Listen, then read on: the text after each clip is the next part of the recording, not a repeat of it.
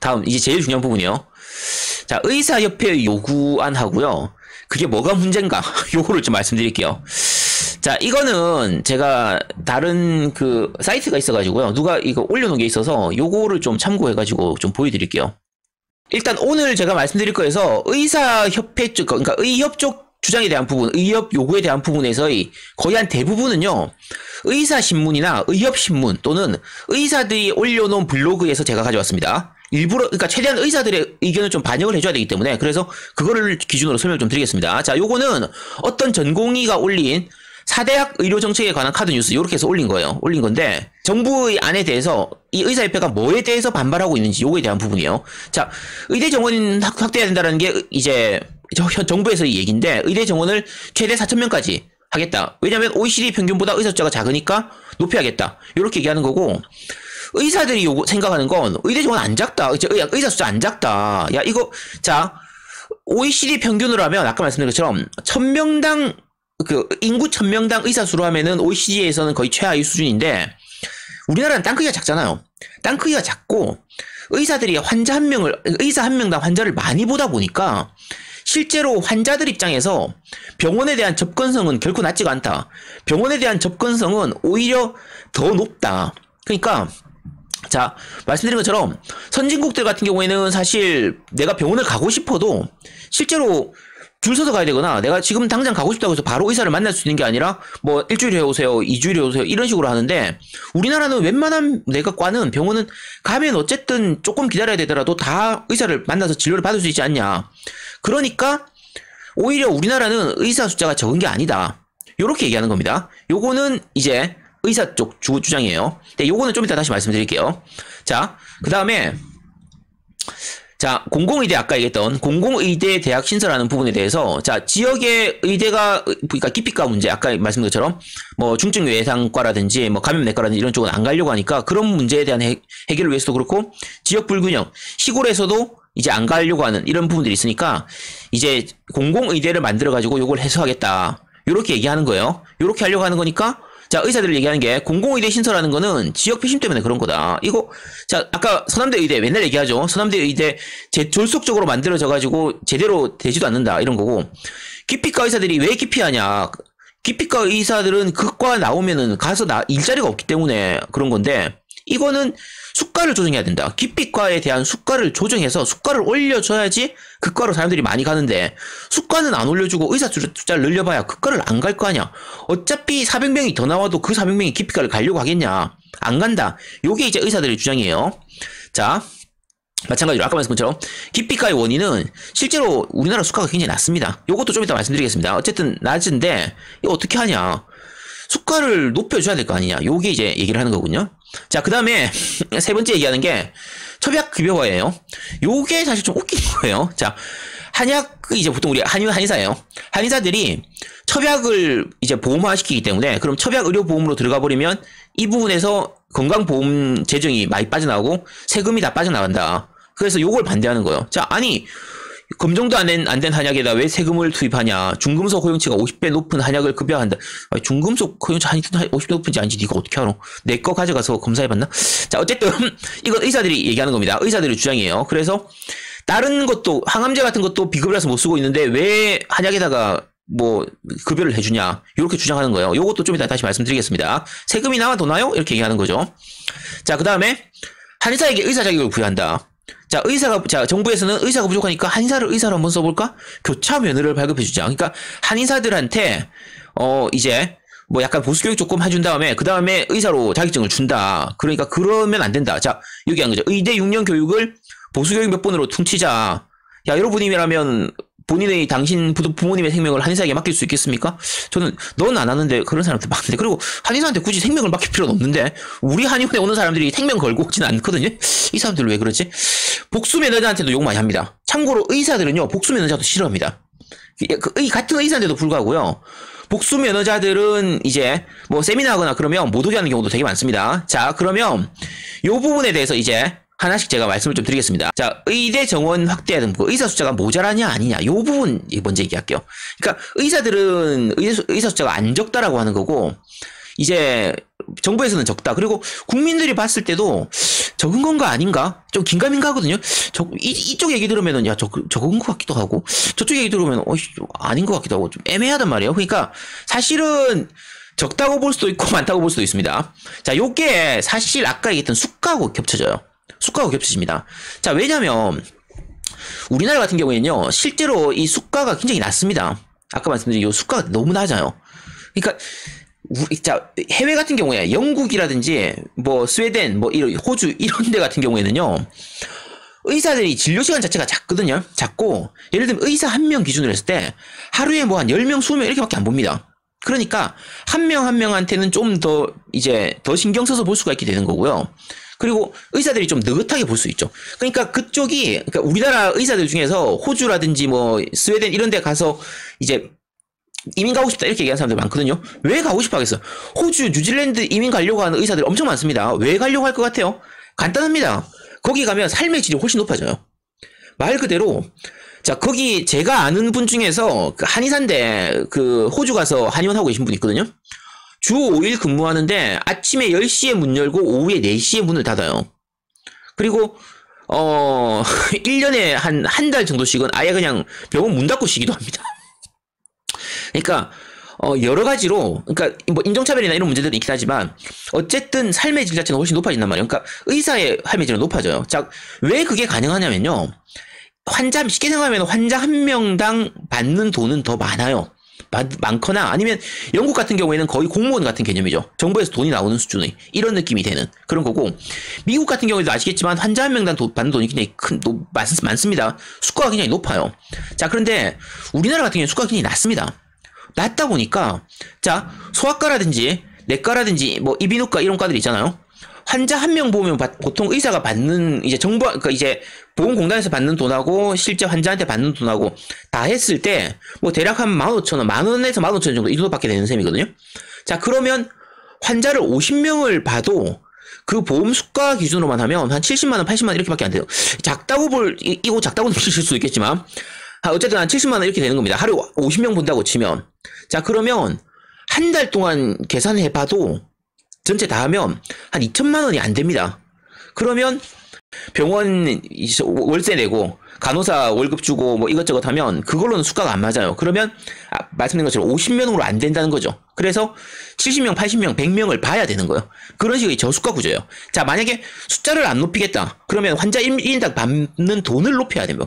그래서 가면 내과나 뭐 이런 데 가면 맨날 그 무슨 뭐 이제 링거 맞으라고 하고 이제 몸 좀 약하다고 하면 그럼 링거 한 대 맞고 영양제 한 대 맞고 가세요. 이런 식의 걸 많이 하는 이유가 뭐냐면요. 그러니까 자, 산부인과 가보면 그런 거 있죠. 산부인과 가보면 실제로 산부인과 갔을 때 산모가 임신을 해가지고 출산을 해서 그냥 나왔다. 이거를 보험 적용을 받아서 그 부분에 대한 보험 수가만 받으면요. 병원 적자납니다. 실제로 병원 적자나요. 산부인과에서 만약에 산과에 출산하는 이 부분을 하잖아요. 환자 한 명 보면 적자납니다. 환자 보면 그래서 뭘 해야 되냐면 보통 일반적으로 하는 게 지금 같은 경우는 산후조리원을 연계를 하죠. 산후조리원 연계해서 거기서 어느 정도 수익을 좀 보존을 해야 되고요. 그 다음에 중간중간에 검사를 하는 거예요. 검사를 합니다. 그러니까 실제로는 안 해도 될 검사도 사실 좀 약간 많이 하는 경향도 있고요. 그 다음에 무슨 제대혈 보관하는 거라는 둥, 그 다음에 뭐 임신 도중에 관리하는 거, 임신 이후에 뭐 피부 관리하는 거, 뭐 뒤에 뭐 요가 하고 뭐 그런 거 다 하는 거, 마사지하고 이런 것들. 그런 것들 다 한단 말이에요. 자, 그러니까 우리나라는 그런 걸 통해 가지고 그러니까 비급여, 실제로 급여가 되는 그 수가는 너무 낮으니까 비급여 항목들을 이용해 가지고 그걸로 부분이 적자를 메꿔야 되는 겁니다. 그래서 그런 걸로 다 돈을 버는 거예요. 자, 이게 비정상적인 구조잖아요. 그러니까 의사들 입장에서는 그렇게 하니까 이게 의사들이 안 모자라다고 하는데 사실은 수가를 높여주면요. 의사가 늘어나도 괜찮을 거예요. 근데 지금 현재 상태에서 의사들이 의대 정원을 높이는 것을 반대하는 이유는 결국은 일정한 파이에서 내가 먹을 부분이 줄어들기 때문이에요. 의사가 늘어나면. 자, 그런데 그거를 보존해 주려면요. 실제로는 정부에서 수가를 같이 높여줘야 됩니다. 수가를 안 높여주면서 이 정원을 높이겠다고 하니까 그래서 더 좀 반발하는 게 있거든요. 나중에 최종적으로 말씀드리겠지만 아마 이 전투의 끝은요. 수가를 높여주는 걸로 끝날 겁니다. 합의를 보고 수가 높여주고 이런 것들이 나올 거예요. 나올 텐데 그래서 결과적으로는 건강보험료가 인상이 될 겁니다. 아마 그렇게 결론이 될 거예요. 저는 그렇게 예상을 하고 있습니다. 그러면 서로 윈윈이 됩니다. 서로 그러니까 좋게 말하면 비기는 건데 어쨌든 그렇게 되는 거예요. 그렇게 가는 거고. 자, 그 다음에 공공의대 신설하는 부분에 대해서, 자, 아까 이게 첫 번째로 이제 의사 숫자가 적으냐 마느냐 이 부분에 대해서는 방금 말씀드렸죠. 많다고 볼 수도 있고 적다고 볼 수도 있습니다. 그래서 요거는 의사들 말처럼 적지 않은 건 아니에요. 그러니까 요것도 말씀드릴게요. 인턴 레지던트 쎄빠지게 하잖아요. 전공의들 할 때 진짜 미친 듯이 일을 하거든. 아침부터 밤까지 일을 해야 되고 진짜 정말 열악한 환경에서 일합니다. 심지어는 전임의도 진짜 열악한 환경에서 일을 해요. 아까 펠로우 같은 경우에도 그렇게 편하지가 않습니다. 전문의를 땄음에도 불구하고. 왜냐? 의료진 숫자가 작아요. 왜 적냐? 수가가 낮으니까 병원에서 많이 안 뽑아요, 사람을. 그러니까 병원의 수익을 높이기 위해서 의료진을 최소한으로만 뽑은 다음에 최소한의 의료진으로 엄청 굴리는 거예요. 그러니까 의사들이 너무 힘들죠. 실제로 의사들이 힘듭니다. 근데 의사들이 힘든다는 말을 쉽게 하기가 힘든 게 일반인들은 의사들이 힘든다는 말을 안 믿죠. 야, 니들이 그만큼 많이 벌면서 힘들긴 뭐가 힘들어? 이렇게 얘기하는 거예요. 근데 실제로 힘듭니다. 힘들면 사실은 자, 아까 말했던 그런 의사들이 힘들잖아요? 더 뽑아야 돼요. 자, 지금 요요건님 말씀하신 것처럼 알레르기 내과에 3명밖에 없잖아요? 그러면 알레르기 내과를 6명으로, 10명으로 늘리면 될 거 아니야? 뽑아야 돼요. 더 뽑아야 되는데 안 뽑아. 왜 안 뽑냐? 월급주의가 싫거든. 왜 월급주의가 싫냐?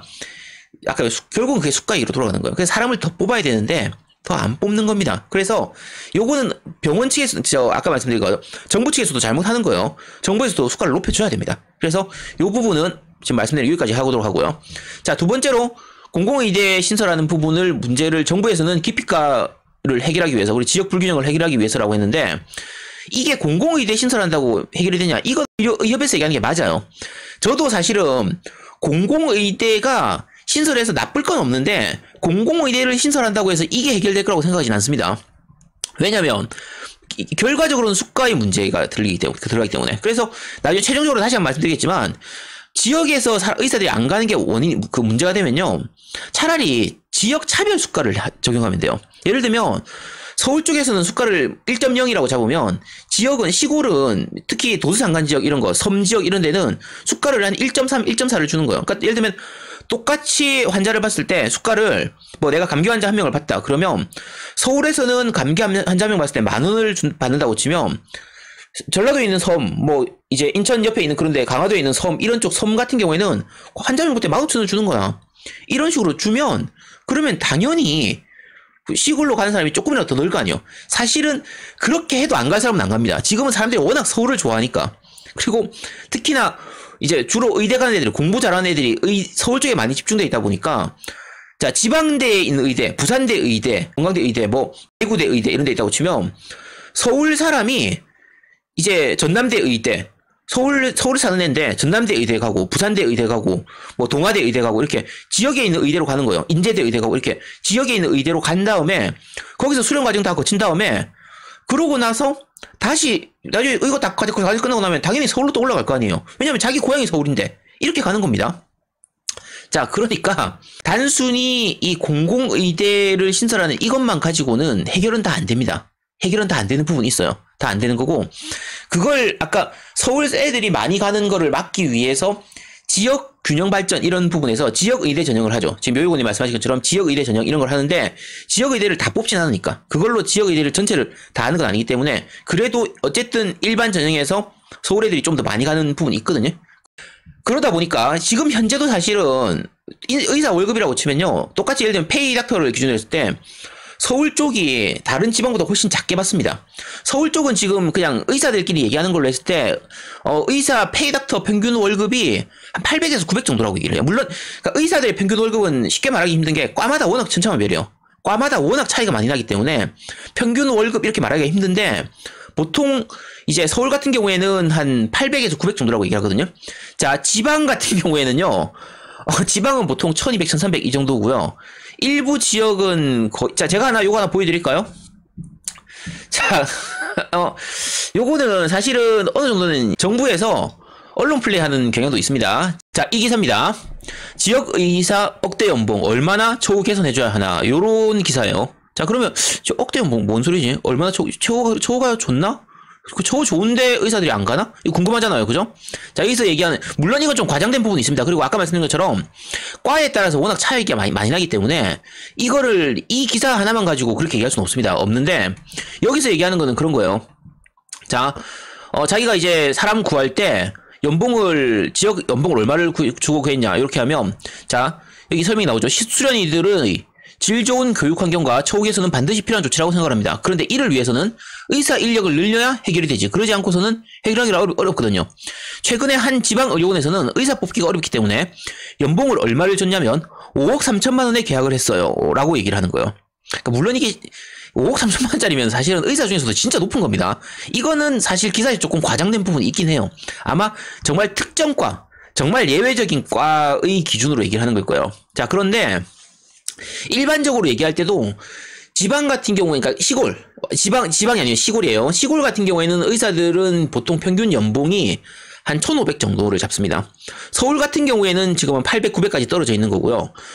전체적인 평균 의사들 연봉 같은 경우에는 한 1,100, 1,200 정도 잡으시면 돼요. 1,000에서 약간 1,000보다는 조금 더 주는 편이에요. 조금 더 주는 편인데, 자, 그런데 여러분들이 아셔야 되는 게 있습니다. 참고로 의사들의 연봉을 얘기할 때는요, 네, 월급이죠, 월급이에요, 월급인데, 의사들의 월급을 얘기할 때는요, 네트입니다, 네트. 그로스가 아니에요. 세전이 아니고요, 세후입니다, 세후. 그러니까, 의사들은 항상 월급을 얘기할 때요, 세후를 얘기합니다. 그러니까, 사대보험 다 떼고, 세금 다 떼고, 이것저것 다 떼고, 내 통장에 꽂히는 돈 기준으로 했을 때, 그 돈을 얘기하는 거예요. 자, 그런데, 이게 일반인들 기준하고요, 의사들하고 기준이 다른 게, 일반인들은 그렇게 하면, 그러니까 의사가 아닌 이제 좀 일반 월급쟁이들 기준으로 하면, 야, 그러면, 야, 저렇게 많이 받는데 왜 저걸 가지고, 저게 배불러가지고 이렇게 욕을 하는 거예요. 그래서 사실은 국민 여론이 안 좋은데, 자, 또 다르게 생각하시면 이렇게 생각하실 수 있어요. 자, 의사들이면 대부분 학교 다닐 때, 고등학교 다닐 때 최상위권이잖아요. 자, 저 다닐 때는 그러니까 저 한의대도 되게 높았거든요. 지금은 좀 많이 떨어졌죠. 제가 수능 상위 1%였어요. 0.9%였어요. 0.9%. 근데, 그러면 대부분 의대들 갈 때는 상위 1% 이내 애들이잖아요.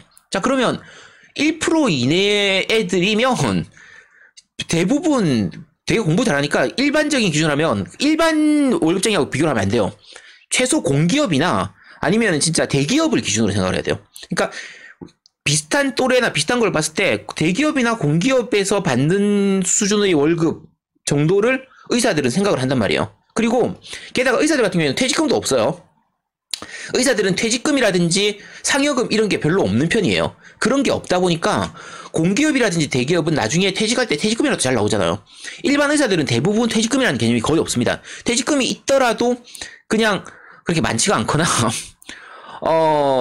자기가 본인이 이제 개업했을 때는 당연히 퇴직금이 없으니까. 그래서 여러 가지 문제가 있습니다. 그러니까 의사들하고 일반인들하고 그 보는 시각이 다른 거예요. 일반인들이 볼 때는 아니 이거 하면 평생 일할 수 있지, 뭐 취직도 엄청 잘 되지, 이런 부분들이 있기 때문에 그거면 충분하지, 뭘 더 바래, 이런 부분이 있잖아요. 근데 의사들의 눈높이는 일반인보다 훨씬 높이 있어요. 왜냐하면 자기들이 상위 1%였던 애들이기 때문에, 학교 다닐 때 상위 1%였던 애이기 때문에 나는 니네들하고는 달라, 이렇게 보는 거고, 일반인들이 볼 때는 야 씨, 니 그 정도면 열나 잘 보는구만, 그거 뭘 더 바래, 배불러가지고 씨, 이렇게 보는 거예요. 자, 이 시각 차이 때문에 의사들이 얘기하는, 앞에서 얘기했던 이런 부분들이 제대로 안 먹히는 부분이 생겨요. 일반인들한테는 공감을 못 받죠. 당연히 공감을 못 받습니다. 나라도 공감이 안 되겠다, 씨. 자, 어쨌든 그런 부분들이 있습니다. 자, 그러면 다시 아까 요 부분으로 다시 돌아가서 얘기를 하겠습니다. 자, 이제 처약급여화에 대한 부분. 요거 제가 한의사니까 요거 말씀드릴게요. 처약급여화 부분은요, 아까 몇 분이 물어보셨는데, 의사들 사이에서도, 한의사들 사이에서도 말이 많습니다. 처약급여화 부분은 제가 딴 걸로 좀 보여드릴게요. 그러니까 지금 얘들 얘기하는 건 이거죠. 처약급여화가 되면, 자, 얘들은 처약급여와 뭐 의료기기 사용 허가되는 거, 뭐 중국식, 이원식 일어나는데 이거 없어요. 이런 거 없어요. 기존 한의사들이 의사 면허까지 따게 해주겠다, 이런 거 없습니다. 이런 거 없어요. 자, 이거부터 먼저 하죠. 그러면 4번에 있는 한의사에게 의사 자격 부여하는 거, 이거. 자, 의대 6년 교육을 보수교육 몇 분으로 퉁치냐, 이런 거 없어요. 이거 안도 아직 제대로 안 나왔고요. 자, 사실 딱 잘라서 말씀드릴게요. 만약에 한의사들인데 병원을 차릴 수 있도록 한다. 그럼 저보고 병원을 차리겠냐? 안 차리죠. 제가 어떻게 차려요? 아니, 의대 교육을 안 받았는데 내가 병원을 어떻게 차려? 환자 와가지고 약 주고 뭐 수술하고 내가 할 수가 있을 리가 없잖아. 당연히 못하지. 내가 어떻게 의사가 돼? 안 되지. 하라고 해도 못한다니까. 자, 실제 현재 한의사들 내에서도요, 요 부분은 좀 갈리는 편이에요. 갈리는 편이고, 한의사협회 회장, 현재 한의사협회 회장이 최혁형이라고 하는 회장이에요. 이 분은 이제 요렇게까지 얘기하고 있어요. 한의사들 중에서 이제 일정 교육을 받은 다음에 의사 국가고시를 칠 수 있도록 하자. 의사들한테, 그러니까 한의사들한테도 일정 교육을 이수한 다음에 의사 국가고시를 이수할 수 있도록 하는 자격을 주자. 요렇게 얘기를 하고 있거든요. 자, 봅시다. 자, 그러면, 지금 나보고 다시 의사 국가고시를 준비하라고? 의사 국가고시 안 쉬워요. 의사 국가고시 안 쉬워요. 자, 그러니까, 자, 의사 국가고시 합격률이, 그때도 말씀드렸죠. 90% 뭐 이런 식으로 돼요. 자, 90% 되는데, 자, 의대 다니는 동안에 그렇게 열심히 쎄빠지게 공부한 의대생들이 미친 듯이 공부해가지고, 시험을 쳐서, 90%가 합격하는 시험이야. 그게 의사 국가고시야. 의사 국가고시가 90%니까 쉬운 시험이 아니라니까. 열나 어려운 시험이지. 그렇게 쎄빠지게 해도 그 시험 준비하는 차라리 그 시간에 한의사를 하고 말죠. 그리고 의대생들은 그나마 그 의대 과정을 다 거치면서 공부를 하잖아요. 체계적으로. 우리가 어디 가서 그 교육을 받을 거야. 한의사가 어디 가서 거기를 무슨 보수교육 몇 번으로 말 같은 소리 하지. 그거 보수교육 몇 번 받고 의사 국가고시를 합격할 수가 있는. 야, 니네들이 친 의사 국가고시가 그렇게 쉬운 시험이었니? 아니잖아. 자, 게다가요. 자, 게다가 요 얘기를요. 정부에서는 안 했어요. 정부에서 이렇게 해주겠다는 얘기를 한 적이 없어요. 한의사협회 회장이 그냥 잠깐 얘기했을 뿐입니다. 얘기 안 했어요. 자, 정부에서 해주겠다 한 적이 없어. 그래서 이거는 그냥 말도 안 되는 소리입니다. 이거는 그냥 한의사들이 들어도 웃는 소리예요. 한의사들도 야, 이게 말이 되는 소리를 해야지. 이게 되나? 이렇게 얘기하고 있는 거거든요. 그거를 지금 의사들이 막 이것 때문에 파업하고 앉아있다고? 말이 안 되는 소리잖아요. 왜 이걸 갖고 파업을 해? 자, 다시 앞에 걸로 돌아가겠습니다. 처약급여와 부분. 자, 처약급여와 세금이 남아 도나요? 어쩌고저쩌고 이렇게 얘기를 하죠. 자, 이런 식으로 뭐 한약, 어쩌고 중금속, 중금속 얘기는 말도 안 되는 소리니까 그냥 넘어가고요. 선동을 섞기 위한 건데, 자, 여러분들이 궁금해하시는 처약의료보험의 실제에 대해서 제가 좀 말씀드리겠습니다. 자, 현재 한약 처약의료보험 사업에 대한 부분 말씀을 좀 드릴게요. 자, 지금 20년 올해 10월부터 실시 예정인 걸로 올해 6월에 나온 안이에요. 근데, 자, 현재 계획이 어떻게 되어 있냐면요. 사업비가 500억이죠. 사업비가 500억이면 별로 안 큽니다. 그거 사업비가 500억이면요. 진짜 국민건강보험에서 매년 나가는 수가 이제 지급액 있잖아요. 그게 얼마인지 한번 찾아보세요. 어마무시합니다. 거기에 비해서 500억이면요. 진짜 푼돈이에요. 실제로 왜 푼돈이냐면 지금 보여드릴게요. 자, 현재 시범사업상에서 어떻게 되냐면 한약을 무한정으로 먹을 수 있는 게 아니라 1인당 1년에 한 번밖에 못 먹어요. 1인당. 처약을 1인당 1년에 한 번밖에 못 먹습니다. 한 번밖에 못 먹고요. 자, 11분 먹어요. 11분. 자, 11분의 가격을 얼마로 측정했냐면 15만 7,170원으로 책정했습니다. 자, 그러면 요 15만 7,170원을 이제 건강보험 주는 게 아니에요. 요건 약값이고요. 이 중에 50%를 지원받는 거예요. 자, 그러면 환자는 이 중에 50%를 내고요. 나머지 50%를 건강보험에서 부담을 하는 거죠. 자, 지금 추나도 이런 식으로 하고 있어요. 자, 그러니까 10일치 한약을 지으면요. 환자는 78,585원을 이제 내는 거고요. 정부 이제 건강보험공단에서 78,585원을 받는 거거든요. 자, 게다가 요 처약의료보험을 아무거나 다 할 수 있냐? 보약이 공보고 다 할 수 있냐? 아닙니다. 요 세 개만 쓸 수 있어요. 월경통, 생리통하고 안면신경마비, 중풍후유증 여기에만 쓸 수 있습니다. 요거 외에 그냥 내가 허리가 아팠어요. 어깨가 아팠어요. 요즘 몸이 뻐근해가지고 발목을 삐어가지고 한약 안 됩니다. 안 돼요. 현재 기준으로 하면 여기까지만 되고요. 요거 하는 거 봐가지고 나중에 알레르기성 비염하고 무릎 관절염도 나중에 추가할 예정으로 되어 있습니다. 자, 그러면 이 안에 대해서 한의사들은 찬성하고 있을까요? 아니요. 갈려요. 의견이 갈립니다. 한의사들 중에서도요, 이 처약의료보험에 대해서 찬성하는 한의사도 있고요. 오히려 이걸 반대하는 사람들도 있습니다. 자, 왜냐면 요 부분이 요거. 11분 15만 7천원. 요 부분 때문에 그래요. 사실 저 같은 경우에는 12만 약값은 이렇게 그러니까 자, 급여화 되면요. 약값은 한의사가 정할 수 있는 게 아니에요. 무조건 저 가격을 받아야 됩니다. 내 맘대로 받을 수 있는 게 아니에요. 무조건 그게 문제예요. 그 부분 때문에 오히려 잘 버는 한의사들은 이걸 반대해요. 자, 예를 들면 저 같은 경우에는 실제로 저희 한의원 같은 경우에는 15일분 기준으로 해서 일반 약, 치료약 기준에는 15일분에 20만 원을 받거든요. 자, 그런데 강남에 있는 분들, 잘 버는 분들은 15일분을 보통 한제라고 하는데 15일분에 40만 원, 50만 원 이렇게 받는 사람도 많단 말이에요. 그럼 그 사람들 기준으로서는 지금은 보름분 해가지고 40만 원을 받는데 만약에 보험 적용이 되면 11분에서 15만 7천밖에 못 받잖아. 손해죠. 손해입니다. 그래서 오히려 의사들 중에서도, 한의사들 중에서도 이걸 가지고 반대하는 사람도 많아요. 반대하는 사람도 많습니다. 그래서 요 처방의료보험 사업은 그래서 시범 사업을 하는 거예요. 지금 시험 사업이잖아요. 시험 사업. 시험 사업을 해서 2023년까지는 시범 사업을 하기로 한 거거든요. 그래서 요렇게 저렇게 한번 해보자 이렇게 해서 하는 건데 정부에서 이걸 무한정 늘려줄 리가 없죠. 늘려줄 리가 없습니다. 그리고 특히 처방의료보험 같은 경우에는 몇 가지 선행돼야 될 게 있습니다. 자, 요거는 제가 한의사 입장에서도 말씀드릴게요. 처방의료보험을 하려면요, 먼저 선행돼야 될 게 처방에 대한 규격화를 좀 해야 돼요. 그러니까 제일 좋은 방식은요, 아예 정부에서 뭐 이제 제약회사를 통해서든 뭘 해서든 이 약을 아예 규격화시켜갖고 탕제를 지어가지고 요 약을 처방해주는. 그러니까 한의원마다 자기가 알아서 마음대로 처방하는 게 아니고 아예 우리 병원에서 약에서 나오는 것처럼, 약국에서 이렇게 딱 제형화돼서 나오는 것처럼 아예 그러니까 대표적인 처방 한 10개나 20개 정도를 딱 정해가지고 거기서 규격화를 시켜야 돼요.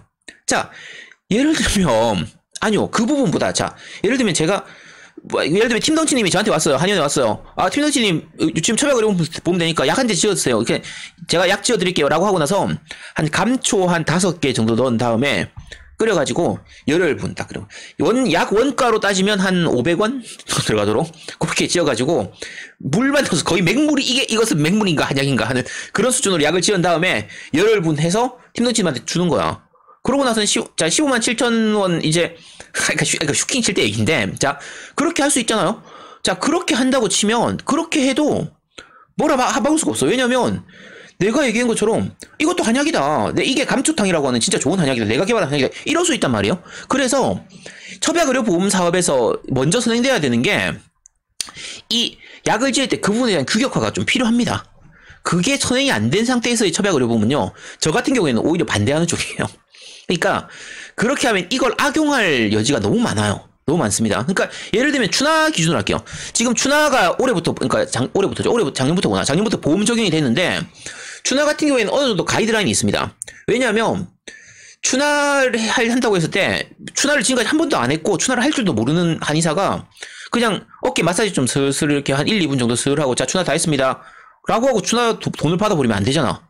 근데 현행법상으로는 그래도 되도록 된단 말이에요. 그래서 정부에서 가이드라인을 준 게 최소 10분 이상을 해라. 뭐 이런 식으로 그 가이드라인을 줬어요. 그러니까 어쨌든 그런 최소한의 가이드라인이 좀 있어야 됩니다. 그게 없는 상태에서 하는 처방의료보험은 아직까지는 좀 갈 길이 멀어요. 그래서 그걸 위해서 시범사업을 하는 겁니다. 시범사업을 하는 거기 때문에 아직 이거 이제 시작할까 말까 하고 있고 시범사업하고 있는데 이거에 대해서 지금 의협이 반대하는 거잖아요. 자, 이거를 문제점은 있죠. 아직까지 미비한 부분은 있습니다. 그런데 이걸 왜 의협이 반대하냐는 거지. 이게 문제입니다. 자, 이거는 의협이 반대할 부분이 아니잖아요. 왜 그걸 가지고 의협이 반대를 해요? 이거 뭐하고 똑같냐면, 자, 임플란트를 치과에서 임플란트 보험 적용을 하겠다라고 하는 거에 대해서 한의사들이 막 반대하면서 파업하고 하는 거야. 그럼 사람들이 뭐라고 할 거예요? 치과에서 임플란트를 보험 적용을 하든 말든 한의사가 뭔 문제? 왜 니들이 이런 느낌이죠. 자, 그러니까 의사들이 이걸 걸고 넘어졌으면 안 되는 거예요. 이걸 걸고 넘으면 안 돼요. 그러니까 자, 의사들이 주장하는 게 4가지잖아요. 실제로는 한 가지가 더 있습니다. 실제로는 의사협회 파업을 위해서 요게 그 여러 가지 곳마다 조금 다른 곳들이 있어요. 여기서도 보면 의대 정원 확대하고 한방 처방 급여와 공공의대 설립하고 비대면 진료 도입을 넣었잖아요. 그러니까 여기서는 비대면 진료 도입이에요. 한의사가 의사 되는 그거 말고 비대면 진료 도입인데, 비대면 진료 같은 경우에는 원래 코로나 때문에 그 전에도 사실 논의는 되고 있었는데, 논의는 됐는데 주로 의사들이 좀 반대를 했었어요. 반대를 해서 시행을 안 하고 있다가 코로나 때문에 비대면 부분이 너무 이렇게 필요성이 많이 좀 늘다 보니까 임시적으로 한정적인 경우에 대해서, 물론 모든 경우가 아닙니다. 한정적인 경우에 대해서 이 비대면 의료 서비스를 하기로 한 거예요. 자, 그런데 요거를 그러니까 지금 의사협회 쪽에선 이제 이번에 코로나 다시 터지기 전에 한 7월 중순 정도까지만 해도 야, 이제 코로나 좀 잠잠해졌으니까 비대면 이거 취소하자, 이제 없애자, 접자라고 했는데 정부 측에선 야, 비대면 이거 괜찮은 것 같으니까 좀 더 키워보자 이렇게 한 거예요. 서로 의견이 갈린 거죠. 자, 그런데 의협 쪽에서는 전반적으로 비대면 의료 서비스 이거는 반대하는 쪽입니다. 자, 요것도 병협하고 의협이 갈리는 거예요. 아까 말씀드렸죠. 병협은 병원이에요. 큰 병원들이고 의협은 작은 의사들 중심이 많아요. 그러면 병협은 자, 서울대 병원 이런 데서 만약에 원격 진료가 가능해진다라고 치면 의사 한 명이 앉아가지고요 하루에 500명, 600명도 볼 수 있습니다. 원격 진료로 볼 수 있는 거죠. 그러면 지방에 있는 작은 동네 의원들이나 작은 병원들은 더 타격이 크단 말이에요. 큰 병원으로 대형 병원으로의 쏠림 현상이 더 심해질 수 있어요. 그래서 반대하는 부분이 있습니다. 비대면 의료 같은 경우에는. 근데 사실은 비대면이 필요한 부분도 있어요. 실제로 거동이 불편해서 병원 가는 게 정말 힘든 부분들이라든지 아니면 이제 직접 꼭 진료를 직접 받아야 되는 질환들도 있단 말이에요. 근데 꼭 대면을 해야 되는 질환인지 아닌지를 환자가 어떻게 아냐는 거지. 그게 힘들어요. 그래서 정말 한정적인 부분 내에서만 가능하도록 이렇게 만들어주는 건데 이거 같은 경우에는 사실은 양날의 검이에요. 이 부분은 저 같은 경우에는 비대면 진료 자체를 늘리는 거는 맞고요. 늘려야 된다고 생각하는 쪽이에요. 늘려야 되는 쪽인데 좀 연구를 잘 해서 늘려야 돼요. 그러니까 예를 들면 저희 형님 기준으로 할게요. 형님이 심장 쪽으로 그때 좀 안 좋은 부분이 있어가지고 그때 서울에 무슨 병원이었지? 세브란스였나? 어딘가에 가서 이제 진료받았는데 원래는 부산에 있는 병원 몇 군데를 갔었어요. 근데 거기서 못 찾아낸 거예요. 부산대 병원에서 입원도 하고 뭐 부산에 있는 큰 병원도 가고 이렇게 했는데 못 찾아낸 거예요. 못 찾아내다가 서울대 병원이었나? 어딘가 가서 거기 가서 검사를 했더니 발견을 한 거지. 심장 쪽에 뭔가 있던 이런 게 발견을 한 거예요. 자, 발견을 하고 나서 한 3개월에서 6개월에 한 번씩 서울에 그 병원을 다시 가야 되는데 가면 별 얘기하는 거 없습니다.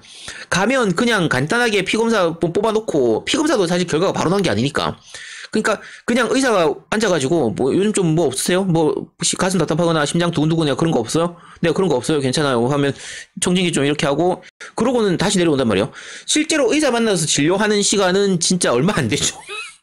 한 3분도 안 걸리는 거예요. 근데 그 3분을 위해서 형님이 아침 6시 기차를 타고 서울 올라가가지고 그 병원 가서 기다려가지고 그 잠깐 3분을 위해서 하루를 쓴단 말이에요. 그러니까 이거는 좀 문제가 있잖아. 이건 비합리적이잖아. 그러니까 그런 부분들에 대해서는 원격 진료를 허용하는 것도 나쁘진 않거든요. 그러니까 이런 식으로 자기가 수술했던 환자에 대해서 그 환자의 경과를 보기 위한 부분에 대해서는 이제 뭐 일정 기간 동안 예를 들면 만 1년간 그러니까 수술한 직후부터 1년간 아니면 수술한 직후부터 뭐 2년간 이런 식으로 그 사이에는 이제 그 비대면 진료를 허가한다 이런 식으로 해서 어쨌든 좀 더 제한적으로 약간 구체적인 부분의 안을 좀 더 디테일하게 잡아가지고 그렇게 해서 비대면 진료를 늘리는 거는 저는 찬성하는 쪽이에요. 찬성하는 쪽인데 막 늘리면 안 되죠. 막 늘린다고 했을 때는 막 늘렸을 때 부작용들은 많이 있습니다. 어쨌든 이런 부분들이 있고요. 그래서 의사협회 쪽에서 요구하는 것 중에서 방금 말씀드린 것처럼 비대면 진료에 대한 부분을 반대하는 부분도 있습니다.